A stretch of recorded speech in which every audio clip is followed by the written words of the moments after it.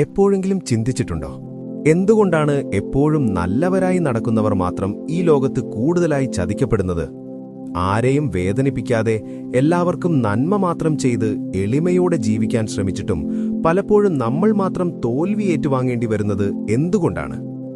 ഈ ലോകം നമ്മളെ വെറുമൊരു കളിപ്പാവയായി കാണുന്നുവെന്ന് തോന്നുമ്പോൾ, നിസ്സഹായരായി നോക്കി നിൽക്കേണ്ടി വരുമ്പോൾ ഉള്ളിൻ്റെ ഉള്ളിൽ വല്ലാത്തൊരു നീറ്റൽ തോന്നാറില്ലേ?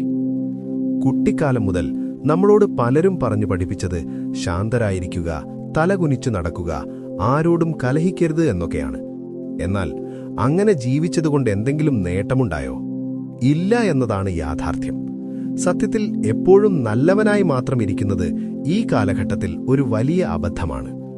ഇവിടെ നിലനിൽക്കണമെങ്കിൽ, ചുറ്റുമുള്ളവർ നമ്മളെ ബഹുമാനിക്കണമെങ്കിൽ വെറുമൊരു പാവം മനുഷ്യനായാൽ പോരാ.